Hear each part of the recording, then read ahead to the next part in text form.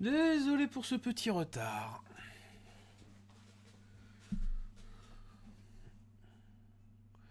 Alors, donc aujourd'hui, on dédie ce live à comment?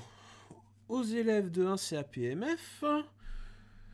Et on va revenir sur quelque chose que je vous avais envoyé. C'est-à-dire les paramètres de coupe.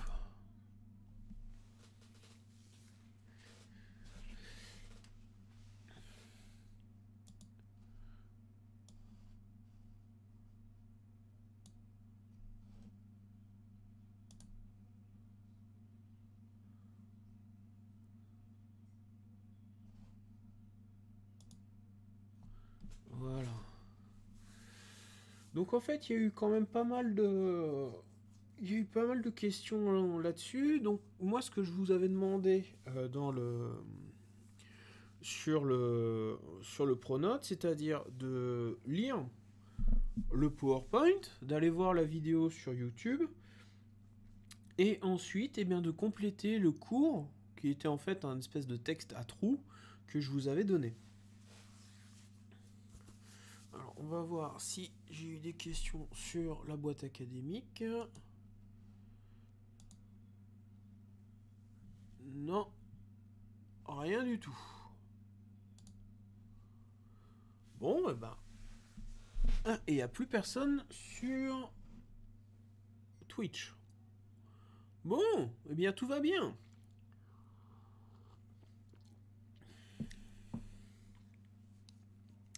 Donc les paramètres de coupe, à quoi ça sert? Et bien en fait les paramètres de coupe, ça va être tout ce qu'on va pouvoir régler durant un usinage pour améliorer l'état de surface et ainsi gagner du temps et éviter de perdre de l'énergie. La majorité d'entre vous qui a déjà fait de la menuiserie s'est rendu compte que poncer, c'est pas l'activité la plus intéressante de la Terre. Donc, si on arrive à maîtriser les différents paramètres d'usinage, qu'on va voir un petit peu plus tard, et ben là, tout d'un coup, ça commence à devenir bien plus intéressant, puisque dans ce cas-là, eh bien, on peut gagner du temps, on va moins se fatiguer, on va avoir un état de surface qui va être magnifique. Alors, au niveau des paramètres de coupe que l'on a. Donc, on va avoir AP ou AR. Hein. Ça, en fait, A correspond à une profondeur de passe, c'est-à-dire de combien l'outil va pénétrer à l'intérieur de la matière. C'est ce que l'on voit, par exemple, sur la dégauchisseuse. Quand sur la dégauchisseuse, vous réglez la prise de passe à 1 mm, 1 mm 5, et bien en fait, vous avez votre AP ou AR. C'est-à-dire que si vous réglez sur la table 1,5 mm, c'est-à-dire que votre AP, votre profondeur de passe, va être de 1,5 mm. On a le diamètre extérieur de l'outil, c'est-à-dire que vous prenez n'importe quel outil, circulaire de préférence, ça marche pas vraiment avec une scie à ruban.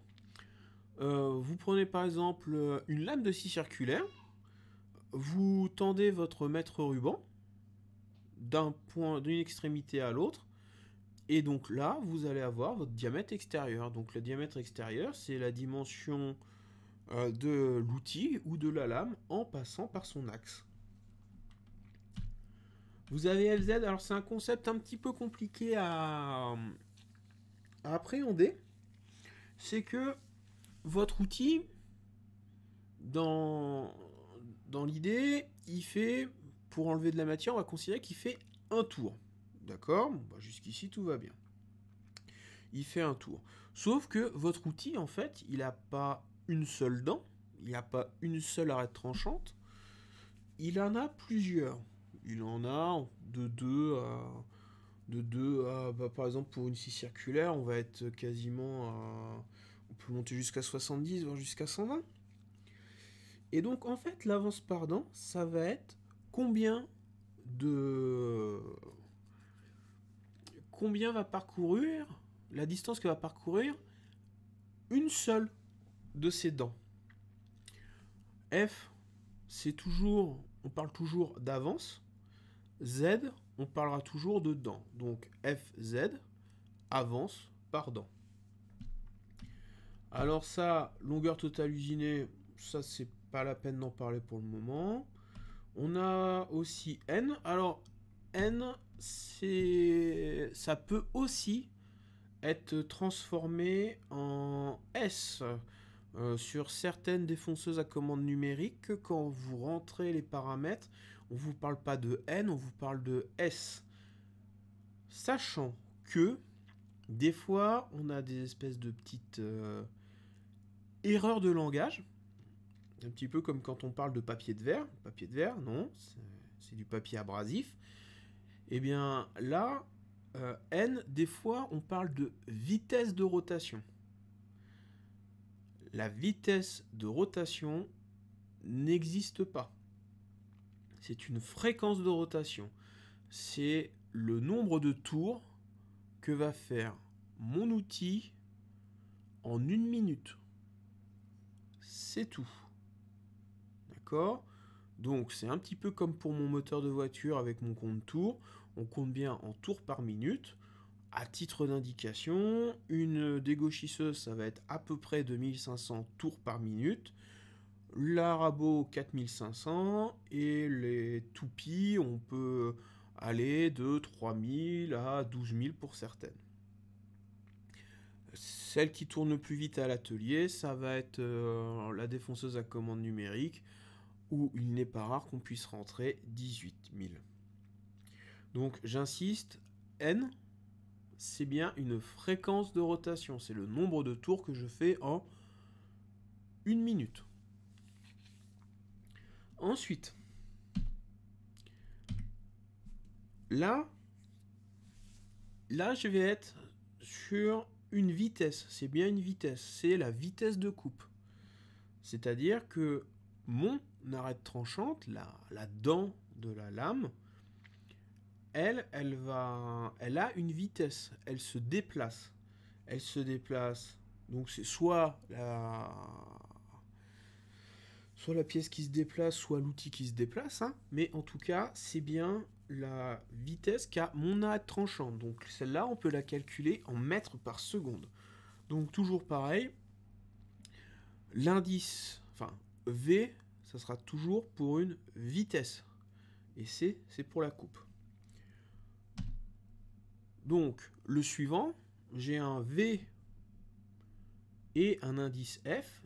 V, on a dit que c'était pour la vitesse. Et F, c'est toujours pour l'avance. Donc, ça veut dire que ici, j'ai la vitesse d'avance. Donc, soit c'est la vitesse d'avance de la pièce par rapport à mon outil, soit c'est de l'outil par rapport à la pièce.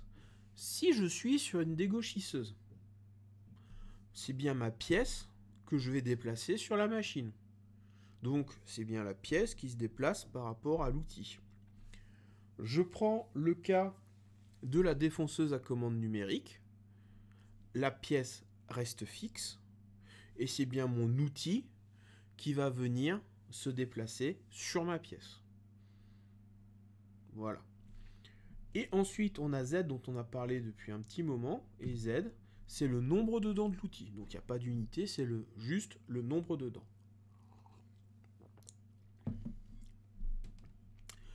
WT, on va pas trop en parler ce matin. On va se rester concentré sur surtout 3 paramètres de coupe très importants. WT, on le voit bien plus tard. Mais il est important aussi. Alors, on va dire une des formules les plus simples, un des paramètres de coupe qui est le plus facile, on va dire, à appréhender, c'est la vitesse d'avance. Donc, dans cette vitesse d'avance, on a VF, il est égal à l'avance par dent fois N fois Z. ma vitesse d'avance est égale à mon avance par dent multiplié par le nombre de tours que je fais par minute multiplié par le nombre de dents. Fz fois n fois z. Donc, ça s'exprime en mètres, par minute. Quoi dire d'autre? Donc là, c'est comme on représente le petit dessin, c'est-à-dire que vous avez... Donc là, c'est mes entraîneurs, et vous avez la pièce qui avance. Donc, si ma vitesse d'avance est très très faible, il faut vraiment parler, on va dire, en extrême. D'accord? Donc, on va dire que ma pièce, elle est quasiment immobile. Mais elle avance un tout petit peu. Et bien, ce qui va se passer, c'est que, en fait, je vais avoir un état de surface qui ne va pas être, on va dire, intéressant, puisque, en fait, mon outil, il va avoir une tendance à brûler. Puisque mon outil, lui, il tourne, toujours, à la même fréquence, donc on va dire 8000 tours, mais par contre, la pièce, elle avance que très très très lentement. Donc en fait, il va y avoir un phénomène de frottement. Je ne vais plus voir mon avance par dent. Par contre, je vais avoir une surface qui va être lustrée, quasiment brûlée. C'est un petit peu comme quand vous faites un burn avec votre moto ou avec votre voiture. C'est exactement le même principe. C'est-à-dire que je vais avoir un état de surface qui va être poli. Alors, ça pourrait être intéressant, parce que dans ce cas-là, on pourrait avoir un état de surface, on se dit c'est poli, bah, c'est super. Sauf que en fait, non, parce qu'à partir du moment où votre surface, elle est polie, votre... comment ça s'appelle? Tous les produits de finition que vous allez vouloir mettre dessus, que ce soit une teinte ou un vernis, ne vont plus adhérer à votre surface. Puisque votre surface, elle va avoir, on va dire, une espèce d'aspect miroir. Et donc, vous allez être obligé de revenir poncer encore plus fort votre état de surface. De même que, tout à l'heure, je faisais l'analogie avec vos pneus quand vous faites un burn. Ben, le souci, c'est que quand vous faites un burn sur la route, votre pneu, il a mal, il est usé. Et ben là, c'est exactement le même principe pour l'outil. C'est-à-dire que comme il va frotter toujours sur le même sur la même surface, va y avoir un dégagement de chaleur et votre outil, il va se détériorer. Il va se détériorer bien plus vite. À l'inverse, imaginons que mon outil, il a toujours pareil, il a la même fréquence de rotation, d'accord? Mais là, je vais avancer ma pièce très très vite. Ma pièce, je vais quasiment, on pourrait prendre l'exemple, c'est comme si je la lançais directement sur mon outil. Et bien là, je vais aussi avoir un problème. Parce que dans ce cas-là, imaginons vraiment un cas, un exercice de vue de l'esprit, que je prends ma pièce et je la jette littéralement sur ma lame de scie ou sur mon arbre de dégauchisseuse. Le résultat, ça va être un bruit super violent et vous allez éclater la matière. La matière ne va plus se couper, la matière, elle va s'arracher. Et bien là, c'est exactement le même principe. C'est-à-dire que si votre vitesse d'avance, elle est bien trop... Bonjour, comment vas-tu? Bienvenue à ce cours dédié aux premières CAP. Mais c'est pas grave, tu t'installes et comme tu es le seul spectateur, je veux bien répondre à toutes les questions que tu as. Donc en attendant que tu poses une question, ou je sais, je vais continuer à parler de ça. Donc voilà, donc la vitesse d'avance, ou des fois on peut aussi l'appeler vitesse d'amenage, puisqu'on amène la pièce face à mon outil, il faut bien se rendre compte que, en fait, il faut bien la choisir. C'est-à-dire, il faut la choisir de telle façon que ça ne brûle pas et de telle façon que ça n'éclate pas. Sur l'exemple qu'on peut voir, c'est qu'on peut régler ça sur quand même pas mal de machines qui ont des avances mécaniques. Vous avez l'entraîneur sur la toupie et vous pouvez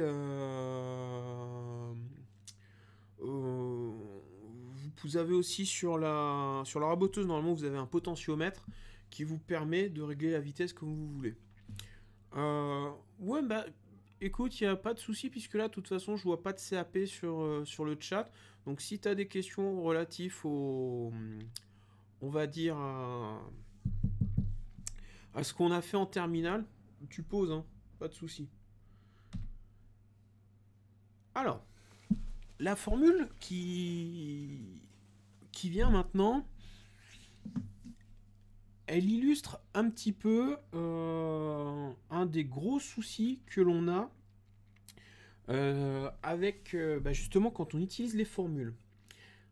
C'est-à-dire que vous allez avoir plein d'unités qui vont se battre en duel. Et vous pouvez utiliser on va dire, un petit peu tout le panel des unités de mesure.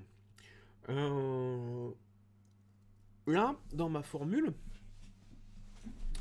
on voit donc la vitesse de coupe, donc la distance que parcourt une arête tranchante, pour simplifier, une dent,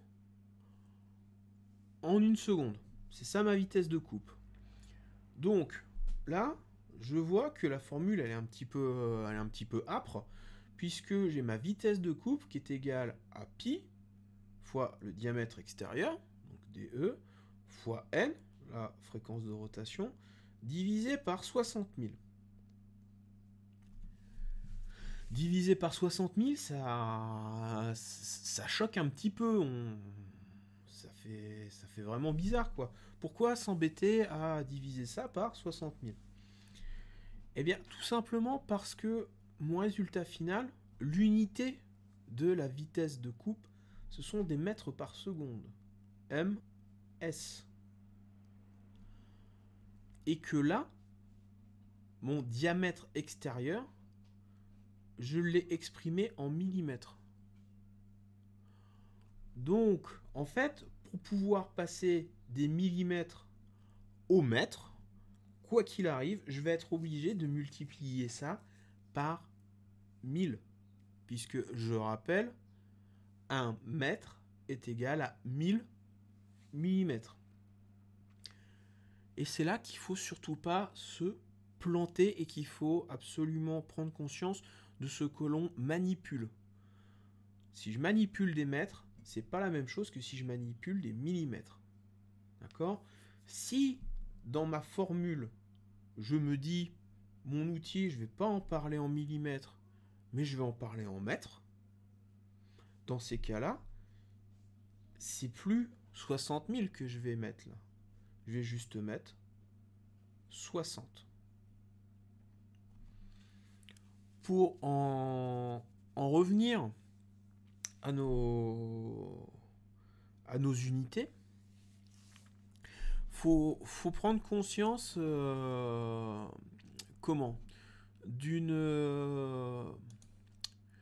différentes mesures. Donc je disais 1 mètre c'est 1000 millimètres.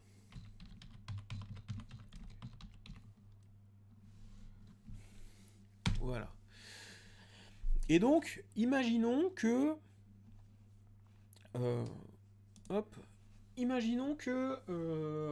là, j'ai fait mes calculs, je me suis pas trop posé de questions, et puis j'obtiens un résultat. Et ben, il faut avoir quand même certaines notions. Alors, j'ai une petite question, 2 petites secondes. Alors, je voulais demander si par là, pour les autres enseignants, ils disent très sincère, nous sommes tranquilles pendant cette période de vacances. Comment? Tu voudrais être tranquille pendant une période de vacances? Mais qu'est-ce que c'est que cet élève? Mais non, mais nous allons vous donner plein de travail. Voyons. Non mais oh. Non, c'est une grosse blague que je fais, comme l'indique le ton que j'emploie.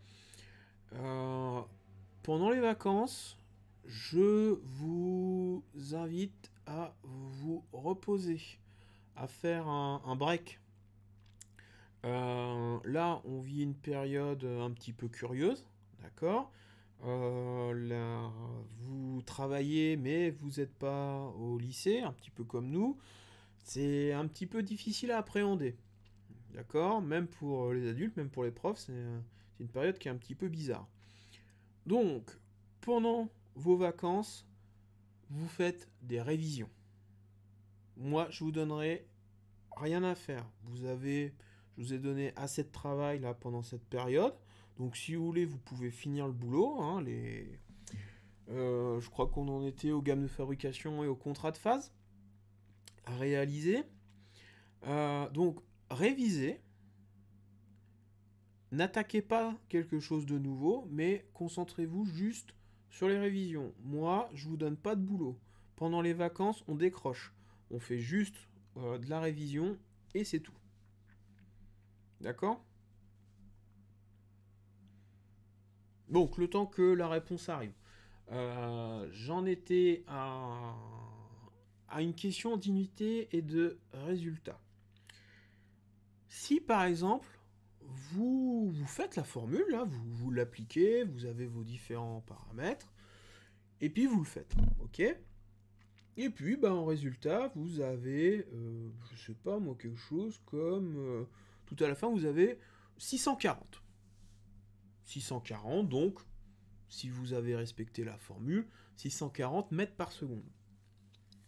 Ok, pourquoi pas? Après tout, ça pourrait être bon, sauf qu'en fait, non. Parce que, à titre d'exemple, à titre de comparaison, la vitesse du son, c'est-à-dire le mur du son, c'est 340 mètres par seconde. Donc, si vous aviez trouvé un résultat comme par exemple 640 mètres secondes, ça voudrait dire que vous avez votre outil qui va à 2 fois la vitesse du son. Et ça, c'est pas possible. C'est pas possible. Votre outil, il explose, littéralement. Donc toujours pareil, hein, si tu révises, là je fais mon truc sur les paramètres de coupe. Si tu as des questions au niveau des révisions, t'hésites pas, et puis je mets ça de côté. Donc oui, si vous trouvez un résultat qui, on va dire, dépasse les 340 mètres par seconde, oubliez tout de suite. Ce n'est pas bon. Si vous trouvez quelque chose qui s'approche de 300 000, c'est pareil, c'est que vous êtes en train d'atteindre la vitesse de la lumière. Et ça, c'est pas possible non plus. Alors j'insiste là-dessus, ça paraît un petit peu quand même un petit peu foufou. Pourtant, je vous assure que dans certaines copies, que ce soit pour des élèves qui débutent ou que ce soit pour des copies de BTS ou de Bac Pro, on voit des aberrations. Si votre outil il va à 6000 mètres par seconde, non, ce n'est pas possible. C'est pas possible, ça fait Mach 20. Ça fait 20 fois la vitesse du son. Votre outil met une douille aux rafales et aux avions de chasse. C'est pas possible. Ça ne marche pas. Surtout que... Alors je ne sais pas si on voit quand même plutôt pas mal. Voilà. Donc là, ce que vous avez là sur ces petits tableaux, donc c'est issu du Mémothèque.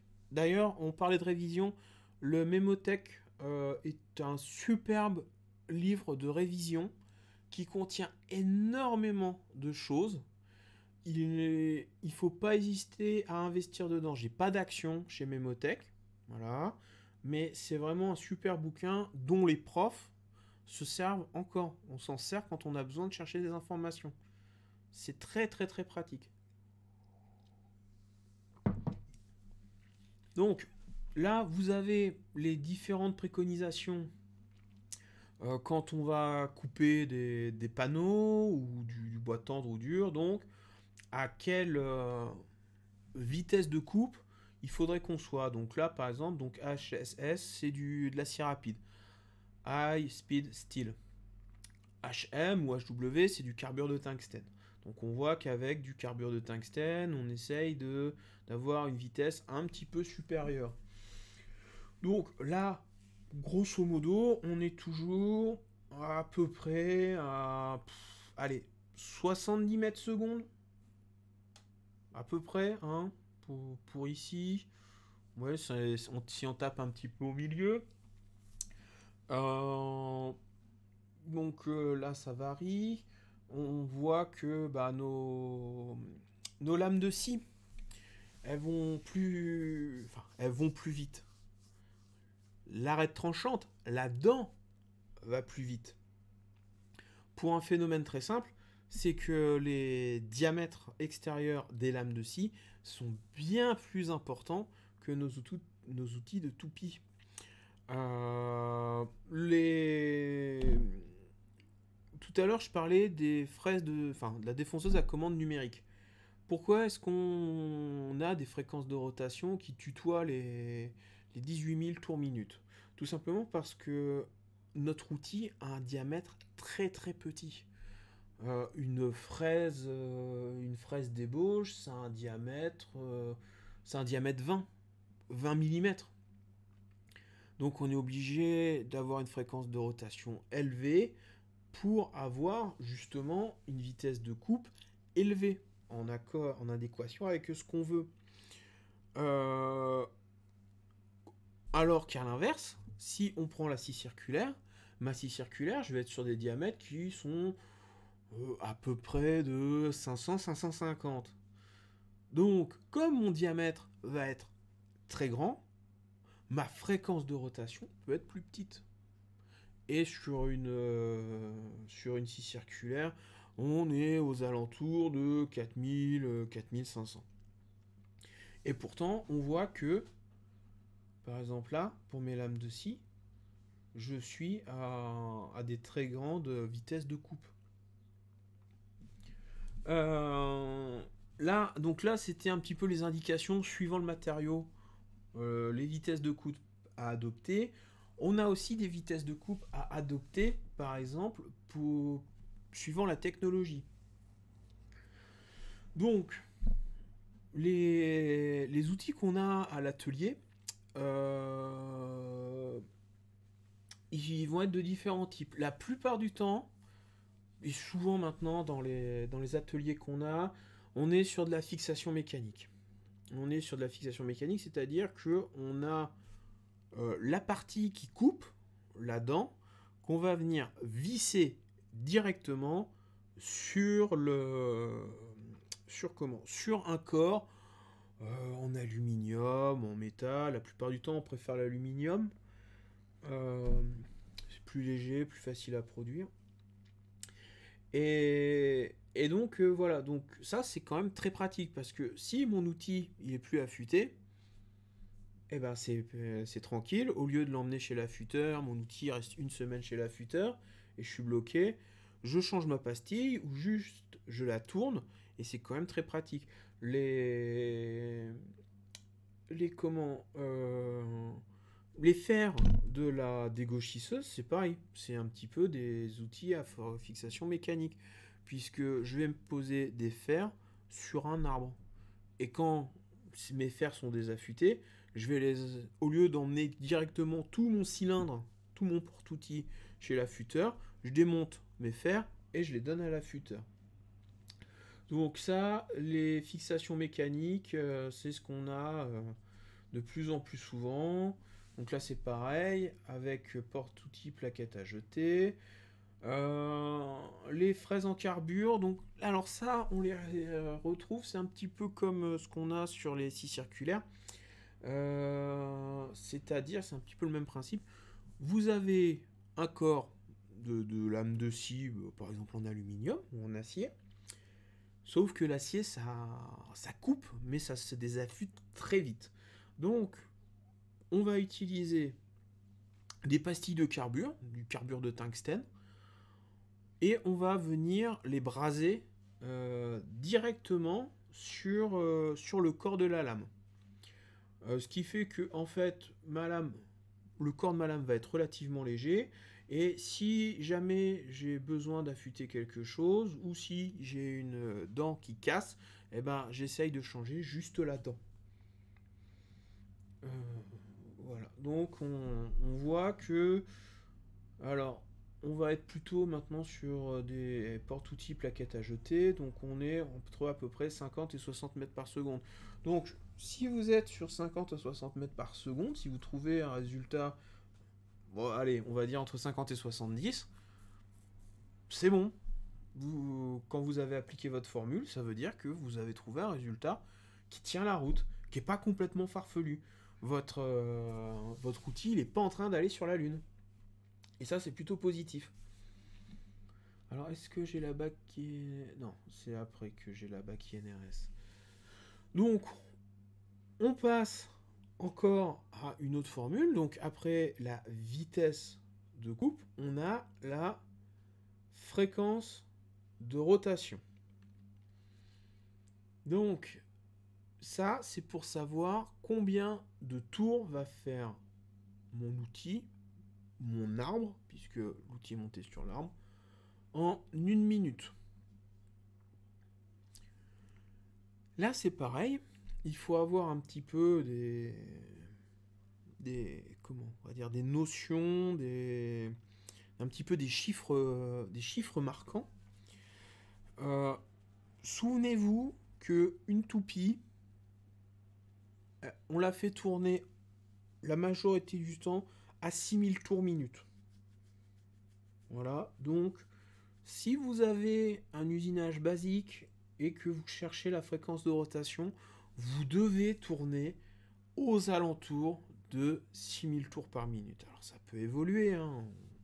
Des fois il y en a un outil plus petit ou plus grand, donc ça va varier.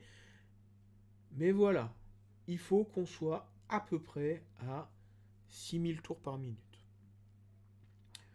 Donc cette formule, comment elle se décompose? Donc on a le retour des unités qui peuvent varier.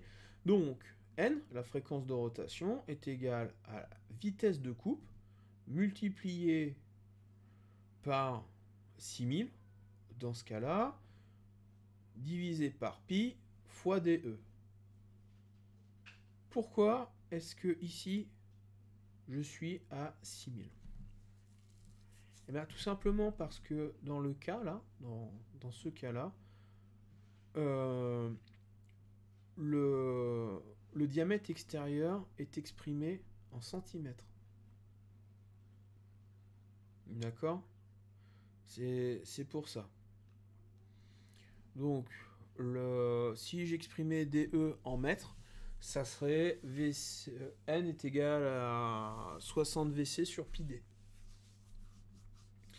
Donc on en est toujours à ça. Il faut bien faire attention à vos unités.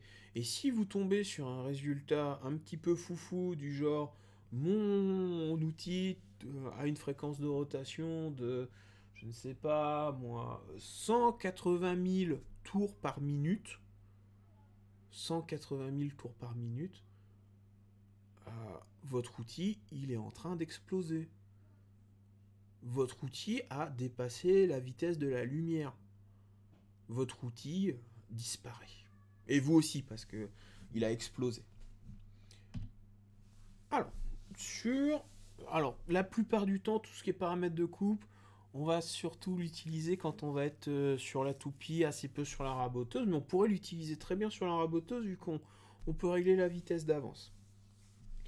Mais sur la plupart des toupies, vous allez trouver ce magnifique truc qui s'appelle un abac de vitesse de coupe. Ce qu'on appelle dans le jargon un abac INRS. Alors comment ça marche cette chose? Eh bien, ça fonctionne de cette façon-là.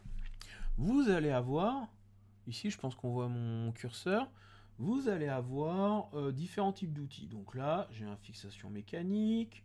Ici, j'ai du monobloc que vous ne trouverez quasiment plus jamais et puis un outil à pastille brasée, et puis là vous avez un outil avec des dents en carbure de tungstène. Ok, donc vous avez 3 différents types. Il y en a un qui est en pointillé, l'autre qui est en gris, et l'autre qui est en clair. Donc, ce qu'on va avoir, c'est que j'ai mon outil qui est là. D'accord? J'ai mon diamètre de mon outil. Imaginons que mon outil il fasse 120 mm de diamètre. Ok, donc on prend celui-là. Ici, mon outil, on va dire qu'il est en pastille brasée. Donc mon outil, il est ici, 120. Je suis la ligne. Là, je suis sur de la fixation mécanique. Donc je m'en fiche un petit peu. Je continue. Là, je suis sur un outil monobloc ou pastille brasée en assez rapide. Donc je m'en fiche aussi. Et là, j'arrive à... Là, ça commence à devenir intéressant. Donc là, je suis sur mes outils à pastille brasée en carbure de tungstène. Donc je me retrouve avec 2 vitesses de coupe qui correspondent. Puisque ça, ce sont des vitesses de coupe. Je me retrouve avec 63 ou 75. Ok, donc ça, c'est ma vitesse de coupe. Ce sont des mètres secondes. Donc ce que je fais, c'est que je descends. Voilà. Je descends, je descends, je descends. Et là, ce qu'on m'annonce, c'est que mon outil... Enfin, oui, mon outil, il doit avoir une fréquence de rotation comprise entre 10 000 tours par minute et 12 000 tours par minute. C'est comme ça qu'il fonctionne ce tableau. C'est-à-dire que vous partez du diamètre de votre outil. Tiens, imaginons, tiens, on prend celui-là. On a un outil de diamètre 200. On va se le prendre en outil monobloc. Donc j'ai mon outil monobloc. Je regarde les vitesses conseillées. Donc là, c'est 52 ou 59 mètres par seconde. Je descends. Et là, on m'annonce que ma fréquence de rotation doit être comprise entre 5000 et 5500. Donc, dans ce cas-là, sur ma toupie, je vais sélectionner la fréquence de rotation qui nous intéresse, c'est-à-dire entre 5000 et 5500. Sur, je dirais bien 99% des toupies, vous avez un abac INRS. Il est collé directement sur la machine. Alors la plupart du temps, c'est pas avec des petits pointillés ou des taches grises, c'est avec des jolies couleurs vert foncé, orange, quelque chose qui vous pique bien les yeux. Et donc voilà. Donc à partir de cet abac, en fait, on n'a pas besoin de faire les formules. On lit notre abac et on regarde les valeurs qui sont affichées. Alors je vais aller regarder sur ma boîte mail si j'ai eu des questions durant le live.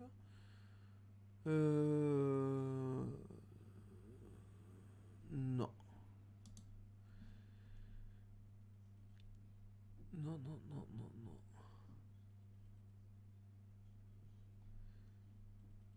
non. Ok.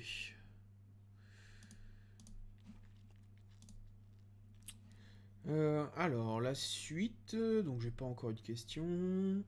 Donc, la suite, c'est... Donc ça, non. On n'en parle pas pour le moment.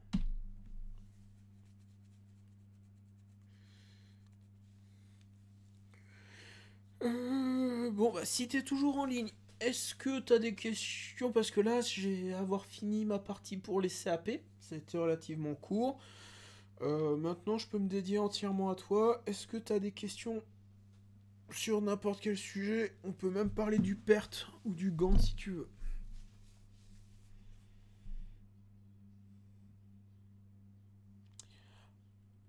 À 11 h, cours de maths. Bah, y a pas de souci, tu vois, là, on a encore un petit peu de temps. De toute façon, t'es le seul spectateur, donc profitons-en.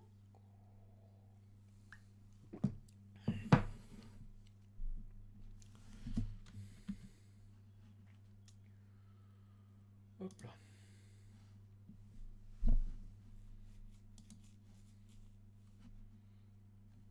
Donc ça, hop là.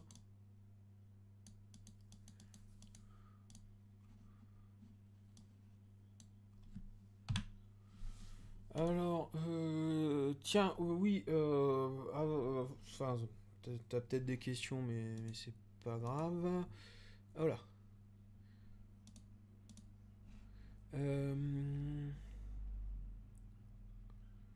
C'est où? Hop.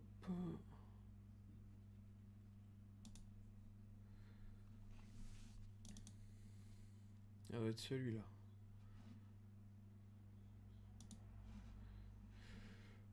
Juste pour information, alors ça, normalement, je l'ai mis sur les... Pour les premières, mais je peux aussi vous le donner à vous, les terminales. C'est que je vous ai créé une petite feuille de calcul pour... Pas de souci. On parle de ça en vitesse et puis après on reparle du perte. Donc, je vous ai fait une petite feuille de calcul pour les paramètres de coupe. Donc ça, pareil, je vous le mettrai sur le cahier de texte. C'est-à-dire que là, elle est automatisée. Vous rentrez les paramètres. Donc là, c'est des paramètres, si c'est en bleu, c'est à choisir dans une liste. Donc là, par exemple, voilà, c'est une liste. Ici, ils sont à rentrer directement au clavier. Et suivant ce que l'on donne, on obtient les résultats, à dire en temps réel. Donc là, je vous avais mis VC, N, VF, FZ, WT et EMC. Donc il n'y a rien besoin de modifier. Il suffit juste, par exemple, là, pour la vitesse de coupe, on va dire qu'on tourne pas à 6000 mais à 8000. Et pouf, les résultats, ils changent à chaque fois. Donc ça, si ça t'intéresse, je peux la mettre sur le comment, sur le Pronote.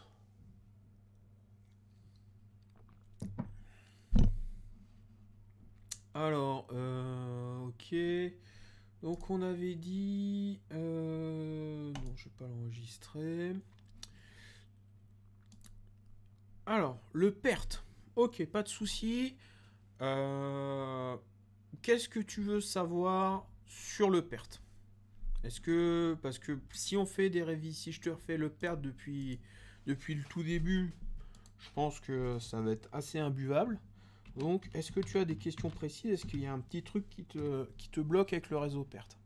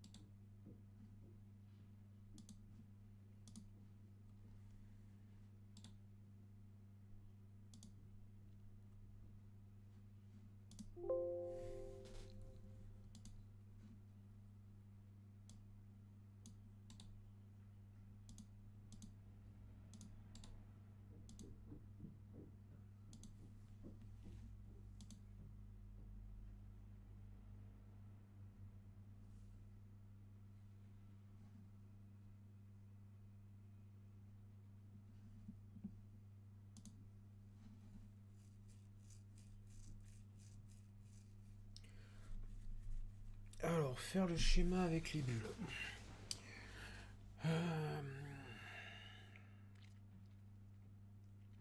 Ok. Alors, faire le schéma avec les bulles.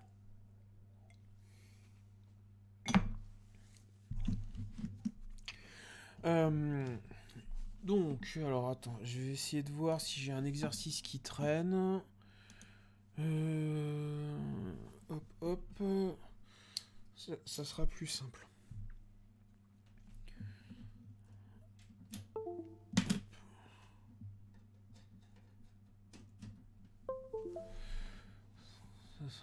simple. Je vais essayer de te faire ça en 20 minutes. Alors, pouf pouf, perte.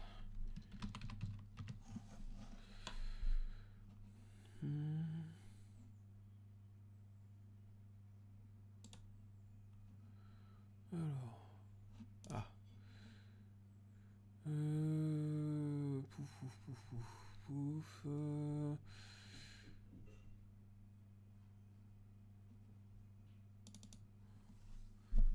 Est-ce que c'est celui-là?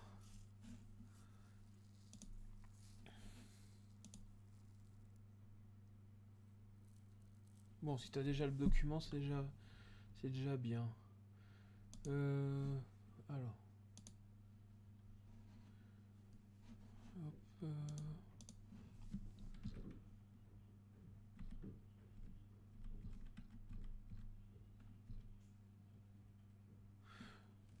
Voilà. Alors. Hop. On est sur celui-là. Ok. Alors, je vais diminuer. Hop, juste le temps d'avoir le setup. Est-ce que tu arrives à voir?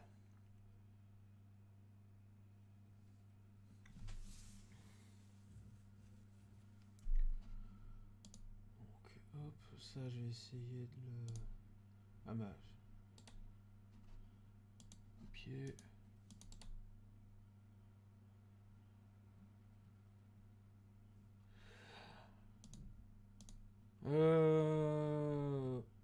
Alors, j'en avais un peu parlé avec les élèves de première hier. Aujourd'hui, à l'heure actuelle, il n'y a plus d'épreuve de CCF. Vous gardez le bénéfice de tout ce que vous avez passé avant. Et une fois qu'on va être rentré, à ce moment-là, on va voir si on a si on vous fait passer des épreuves en CCF. La notion la plus importante, ça va être à quel moment vous revenez en classe. Si vous revenez en classe, je vais dire une bêtise, mais par exemple, le 3 mai, ou si vous revenez en classe le 3 juin, ça va pas être la même tisane. D'accord? Donc, pour le moment, toutes les épreuves qui étaient à venir, qui étaient à finir, sont annulées. Si il y a des épreuves qui sont maintenues, dans ce cas-là, ça sera passé sous la forme de CCF. Donc, effectivement, on peut parler de la pause, on peut parler de l'oral, de la U21, U22. Peut-être qu'on fera une... comment ça s'appelle? Peut-être qu'on fera une petite épreuve qui ressemble.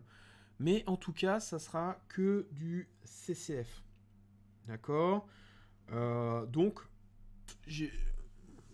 pour le moment, on ne sait pas.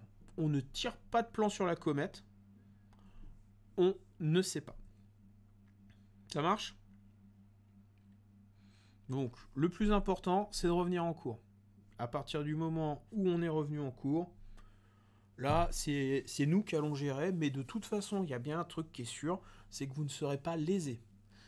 C'est si, par exemple, bah là, on n'a pas pu faire la pause, puisque la pause, on devait la faire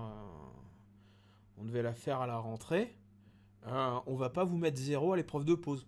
On n'est pas non plus complètement taré. S'il manque une note, bah la note, tant pis, elle n'existe pas, et puis c'est tout. Vous avez les autres notes. Vous gardez tous les bénéfices de ce que vous avez fait avant, et le reste, on va improviser.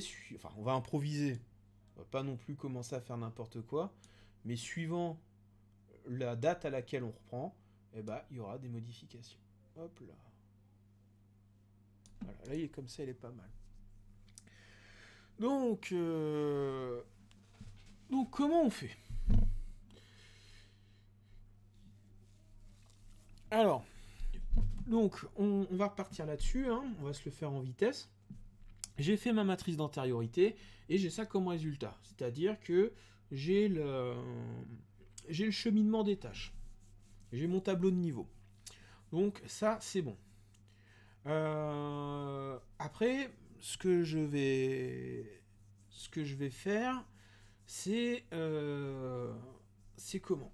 C'est des traits. Hop là, donc on va faire insérer des formes, on va faire des traits. Hop là. C'est pas évident, c'est la première fois que je le fais sur Excel. Ok, donc ça, c'est A. Ok. Copier. Coller. Donc là, je vais avoir B.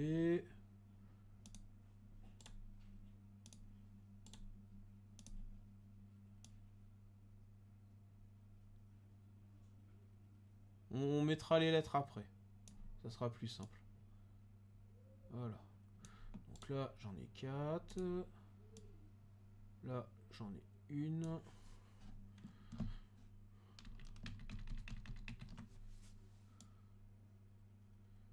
Je les mets un petit peu... Enfin, je les mets pas alignés parce que sinon, ça va se croiser dans tous les sens. Ça va être une véritable catastrophe.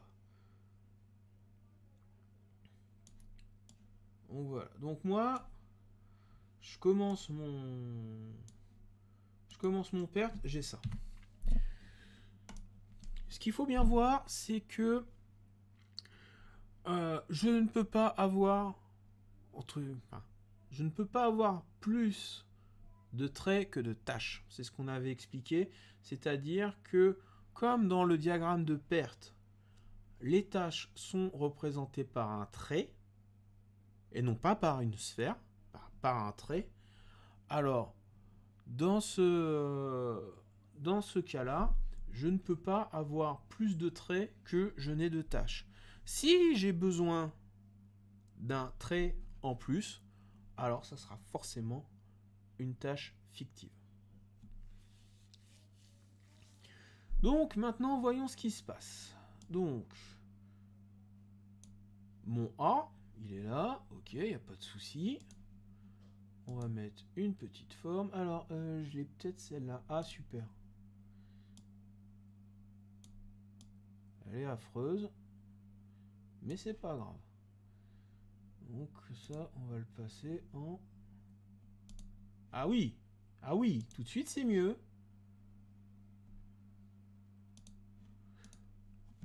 Voilà. Donc là, j'ai mon début. J'ai ma tâche A. Ok. Oula. Ah oui, ça on va le faire comme ça, parce que ça sera beaucoup plus simple pour la suite. Donc voilà. Alors, 2 petites secondes. Toc toc. Voilà.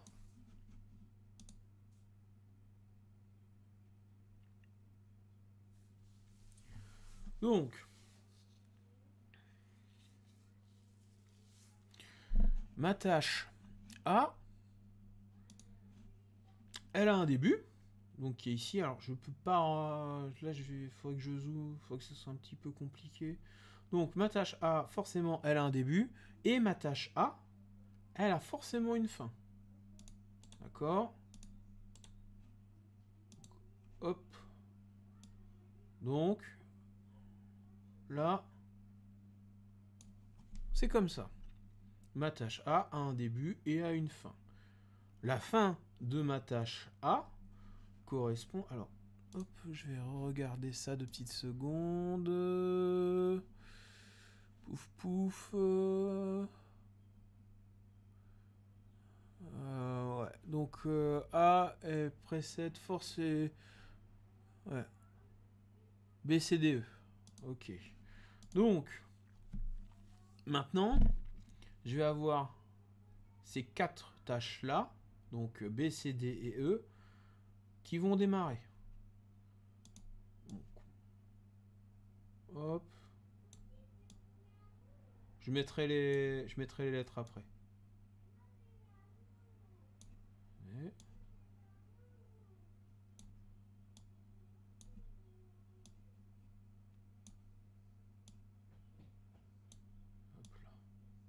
Pourquoi j'ai pas eu ça moi tout à l'heure alors que je voulais ça? Voilà. On va les faire un petit peu grandes, hein. Histoire de...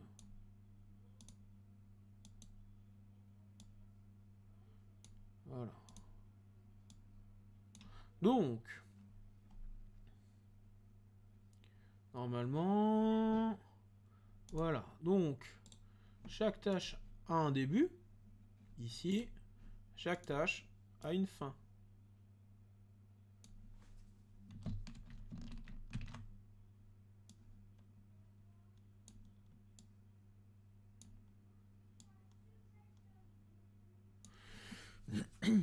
Donc, maintenant, on va marquer qui c'est. Donc, ah mince, il va falloir que je fasse des insertions. Il va falloir que je fasse des insertions des zones de texte. Donc, ici, c'est B.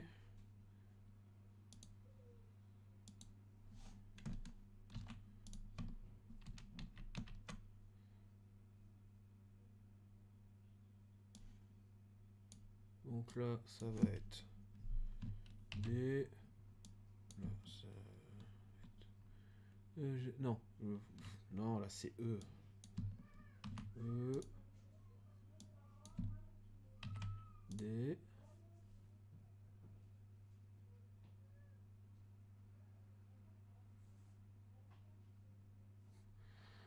Pas de souci, on est là pour ça. Mais c'est sympa de nous remercier. Je lui dirai à Monsieur Pelé parce que il a un petit peu galéré pour faire la vidéo. Son ordinateur n'a pas tout à fait apprécié le fait de faire du montage vidéo. Mais on espère vraiment que ça vous sert. Vraiment. Donc là, j'ai mes 4 tâches que j'avais en niveau 2. D'accord? Donc pareil, là, jusqu'ici, tout va bien. J'ai mes tâches, etc. Maintenant, là, je vais me retrouver un petit peu, on va pas dire embêté. Maintenant, j'ai la tâche G à faire. Alors, la tâche G, il va falloir que je clique dans tous les sens. C'est une catastrophe. Alors, la tâche G, elle est reliée à C. Il faut avoir fait C pour faire G. Ok, donc la tâche G, puisqu'elle est reliée à C, je m'embête pas, je la mets ici. Hop.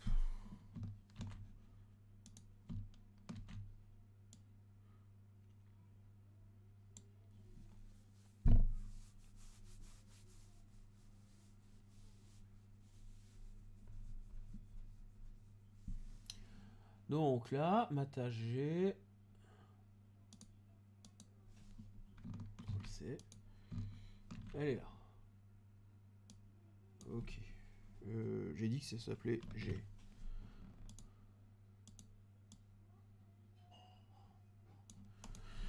Ok. Donc ça, maintenant, je sais que ça existe. Je vais retourner, pareil, à celle-là. Donc, à mon tableau de... Hop, mon tableau des antériorités. Donc, après la G, j'ai la H. Pour faire la H, il faut avoir fait G. Donc là, c'est pareil, j'ai une seule antériorité, donc forcément, la tâche H, elle se met là. On est toujours pareil. Ma tâche, j'ai un début, j'ai une fin. On est bon.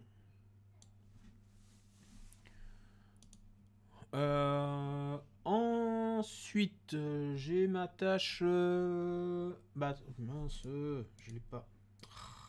Yosh.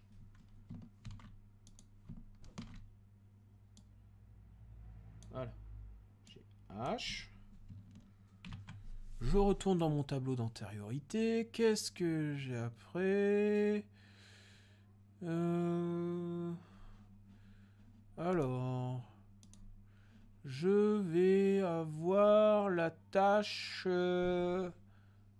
F. Bon, jusqu'ici tout va bien. Donc, tâche F.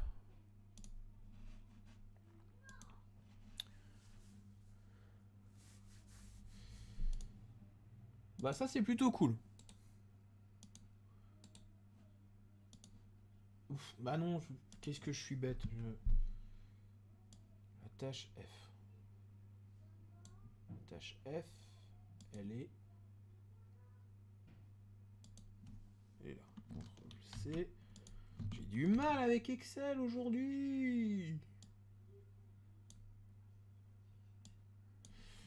La tâche F. Ok. Bon, alors maintenant, si je reprends mon... Comment ça s'appelle? Mon tableau des... mon tableau des antériorités, alors la tâche F, elle est là. Ouais. Ma tâche F, je vois qu'elle a deux antériorités en fait. La tâche F, elle a B et elle a H. D'accord? Donc là, vu comment c'est fait, t'as bon, ça revient.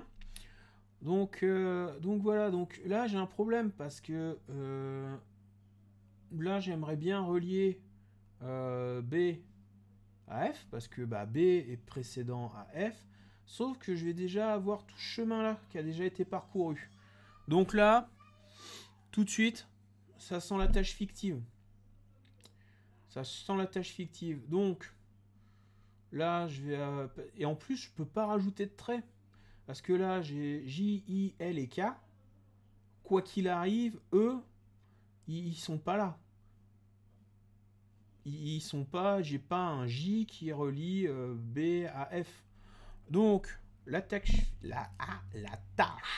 fictive revient. Donc, ma tâche fictive, je vais la faire en pointillé. Hop. Elle va aller de là. On va la mettre jusqu'ici. Alors, contour, c'est des tirets. Je veux que ça soit des tirets comme ça. Je veux que ça soit du vert parce que moi, j'aime le vert. C'est pas le même vert. Et voilà. Ma tâche F. Avant, j'ai B et H. B et H. Et là, c'est bon. Je me mets la fin de la tâche F. Alors, la tâche F, elle se termine. Ok. Et ensuite, j'ai quoi dans mon truc? Après ma tâche F, j'ai J. J à quoi avant? Bah, il y a juste la tâche F. Donc, on s'embête pas. Lui, on le colle là. Et...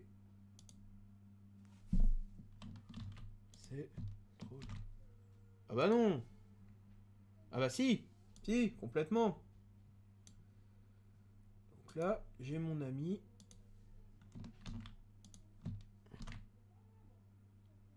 J'ai mon ami J. Ah!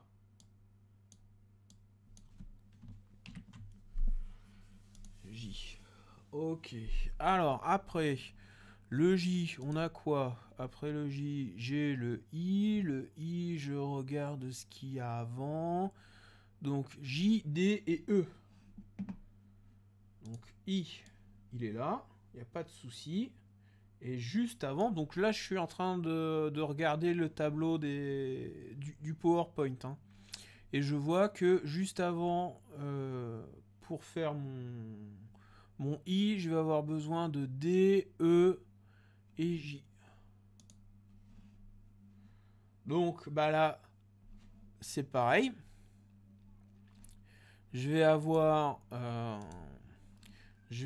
encore deux tâches fictives qui vont apparaître, puisque bah, là, les deux traits qui me restent, c'est L et K. Donc, hop, on va reprendre celle-là. Hein. Hop. Voilà. Donc, on se met bien avant.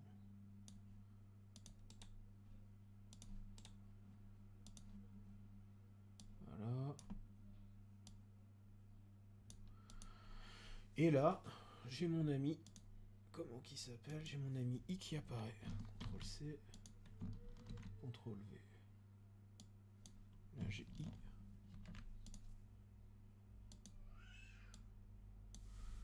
Donc, on fait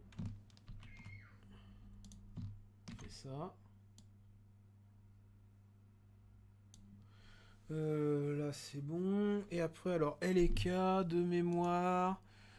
L et K, ils ont une seule antériorité.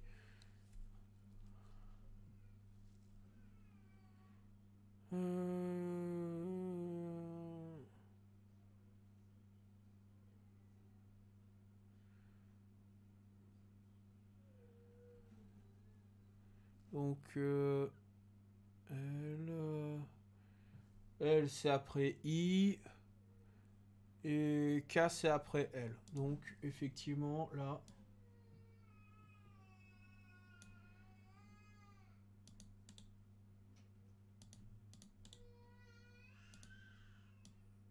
Voilà. Et la fin.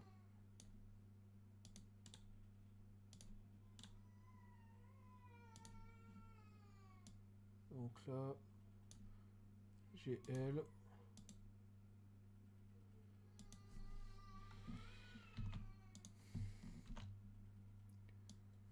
Là, j'ai L. Hop là.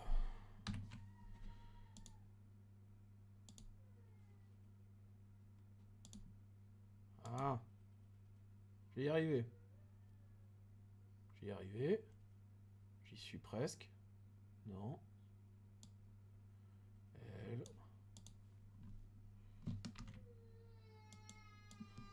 Et K.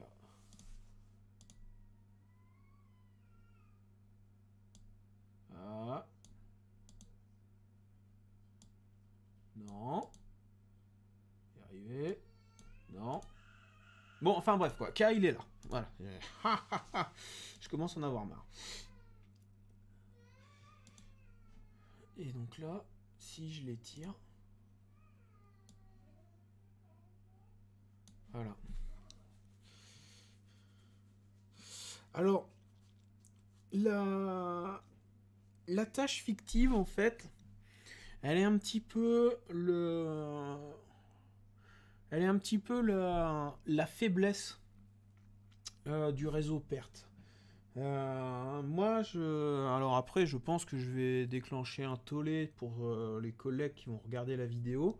Mais pour moi, la tâche fictive, elle tient du bricolage. C'est-à-dire que, en fait, le réseau perte, comme on représente les tâches par des traits, au bout d'un moment, on est coincé. Parce que là, la tâche, par exemple, F, elle est précédée par B et H. Sauf que, donc il faudrait que j'ai deux traits. Il faudrait que j'ai un trait là, et puis... Sauf que bah, c'est pas trop possible, puisque je ne peux avoir de traits que le nombre de lettres. Là, je ne peux pas rajouter une tâche qui va de là à là. C'est pas possible, puisque un trait, une lettre. Donc, comme je dois relier les deux, j'invente une tâche fictive, c'est-à-dire une tâche fantôme, une tâche qui n'existe pas. Ce pointillé n'existe pas. Il a un temps qui est égal à 0. C'est pour ça que pour moi c'est une rustine et c'est du bricolage, c'est-à-dire que ça sert juste à relier deux choses pour te dire ah tiens, faudra pas que tu oublies, pour faire F, il faudra d'abord que tu fasses B et H.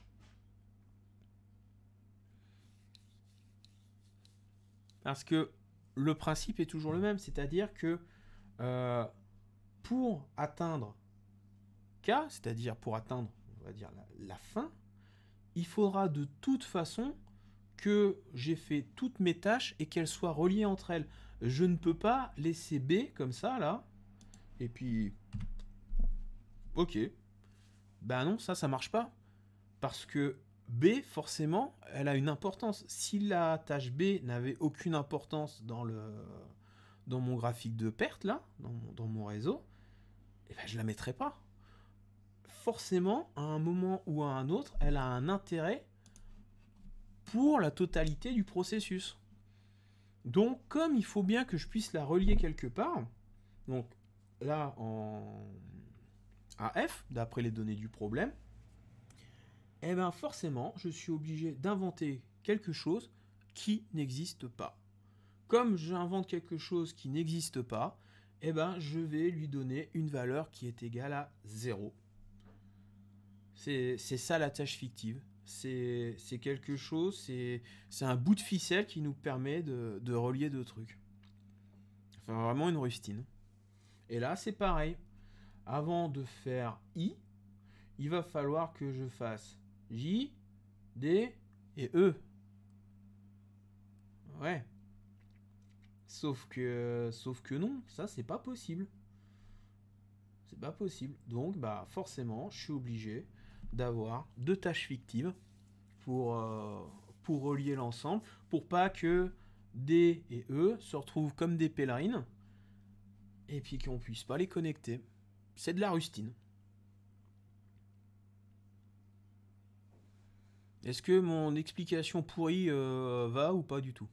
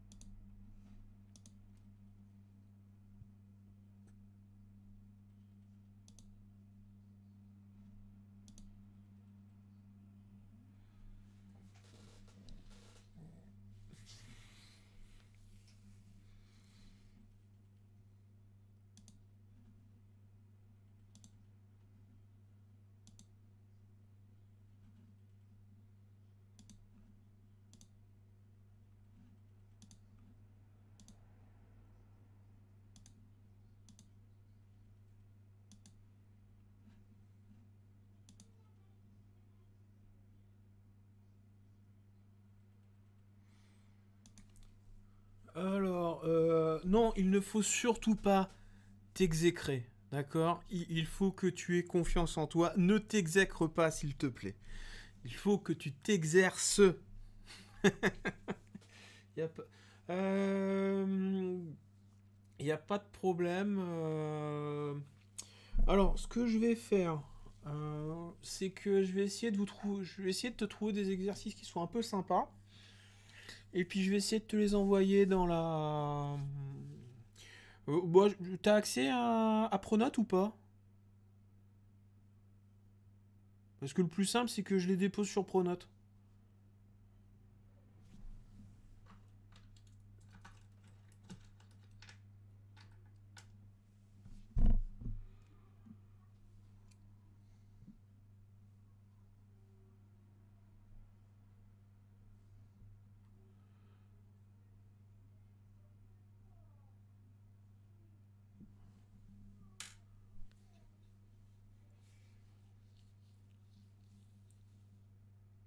Ah, c'est pas grave, j'ai bien vu. Bah, de toute façon, sur les chats, les fautes de frappe, c'est une catastrophe.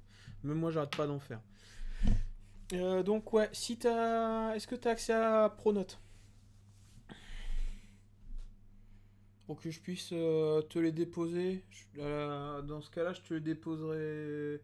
Bah, alors, je fais ça. Dans la journée, j'essaie de trouver des exercices qui sont intéressants, parce que c'est pas la peine que ce soit des exercices tout pourris.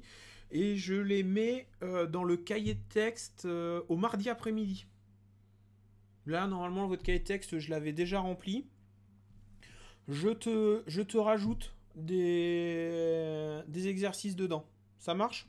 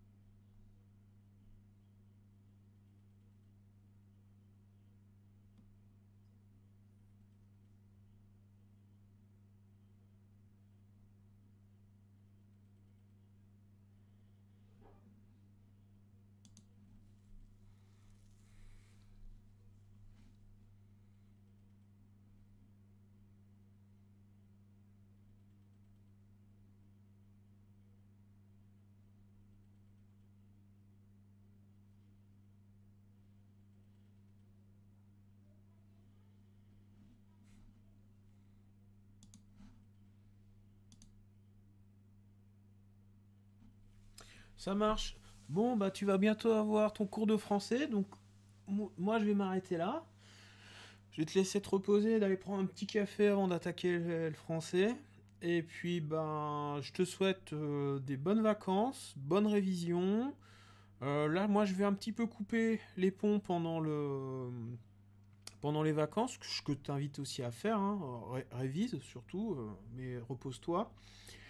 Et puis, ben, on se dit forcément après les vacances, alors que ça soit sur Internet ou que ça soit de visu. Enfin bref, je te souhaite de très bonnes vacances, une très bonne journée, et puis bah prends soin de toi et de tes proches. Allez, bonne journée.